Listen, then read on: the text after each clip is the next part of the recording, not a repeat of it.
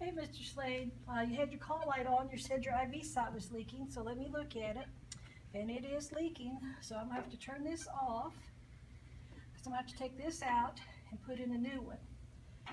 If it's leaking like that, that means that instead of the IV fluid going into your vein, it's coming out of the vein and just going around on the skin, and that's not doing you any good at all. So I'm going to take this one out, put a new one in. I've washed my hands, and now I just need to get my gloves on. Has it been hurting you at all? No? That's good. Usually if they hurt, it's because they're infiltrated, but yours isn't infiltrated, it's just leaking. Okay, so the first thing I'm going to do, Mr. Slade, is take all the tape off. Let me get this tape off here, and I'll try to be careful. I'll try not to hurt your skin. I know it can be painful, especially if people have hair on their arms, it can hurt. Okay, let's take this loose. Okay, get that out of the way. All right, now the site, it looks okay. It's not red or anything. It's not infiltrated. Like I said, it's just leaking around the site.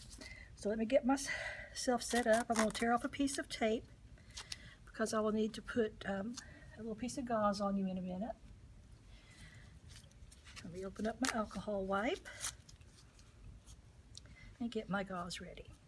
Okay, so the first thing I'm going to do is get all this excess tape off. And while I'm doing that, I'm keeping my fingers on this hub because we don't want it to come loose until we're ready for it to come loose. Now it might hurt a little whenever I'm getting this tape loose. Sometimes we have to take an alcohol wipe and kind of wet this little piece of tape around the edges to get it off. So we just try to be very gentle. There we go. Now before I take this out, I'm going to clean this insertion site with an alcohol pad. Now we have to let that dry. So while it's drying, I'm just going to tell you that I will be holding pressure on this for 2 to 3 minutes. Now if you were a person who was on Coumadin or something like that, then I would have to hold pressure for 5 to 10 minutes. Okay, that's dry. Now I'm just going to put this little pad right here, and while I'm applying light pressure, I'm going to pull this straight out, parallel with the skin. Then I'm going to look at the tip to make sure the tip is intact, and it is. So I'll hold this pressure. After I am finished here, what I want you to tell me is if this site starts to bleed. I want you to put your call light on and tell me right away. If it starts to hurt, or if you feel like it has a knot in it, or it starts to swell, any kind of things like that, I want you to tell me about it as soon as it happens. Okay, let me check. That looks good. I'm going to put a clean gauze on. Put a piece of tape on that.